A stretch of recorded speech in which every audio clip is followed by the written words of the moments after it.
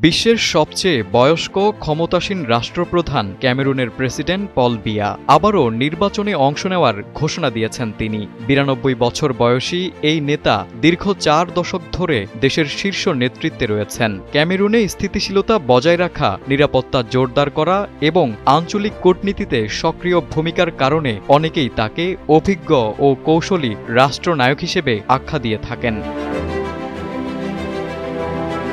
রোববার নিজের verified x হ্যান্ডেলে তিনি লেখেন, আমি প্রেসিডেন্ট নির্বাচনে প্রতিদ্বন্দ্বিতা করব।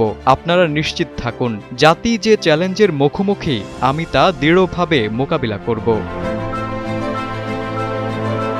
পল বিয়া 1882 সালে প্রেসিডেন্ট আহমেদো ওহিজ্জোর পদত্যাগের পর ক্যামেরুনের প্রেসিডেন্ট হন। এরপর থেকে তিনি ক্ষমতায় রয়েছেন। তার নেতৃত্বাধীন ক্যামেরুন পিপলস ডেমোক্রেটিক মুভমেন্ট বিগত কয়েক দশক ধরে দেশটির রাজনীতিতে এককভাবে প্রভাব বিস্তার করে আসছে। তার দলের নেতাকর্মীরা গত বছর থেকেই তাকে আরও একটি মেয়াদে প্রার্থী হওয়ার আহ্বান জানিয়েছেন।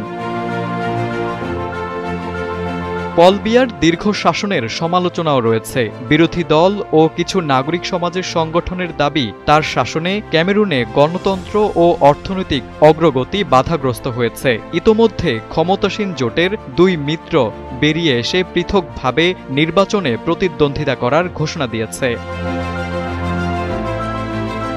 ক্যামেরুনের মানবাধিকার আইনজীবী নংহো ফেলিক্স আকবর এর বিরোধিতা করে বলেন, প্রেসিডেন্ট বিয়ার আবারও প্রার্থী হওয়ার ঘোষণা ক্যামেরুনের স্থবির রাজনৈতিক পরিবর্তনের স্পষ্ট লক্ষণ। 40 বছরেরও বেশি সময় ধরে ক্ষমতায় থাকার পরও দেশটির প্রয়োজন নবজাগরণ, পুনরাবৃত্তি নয়।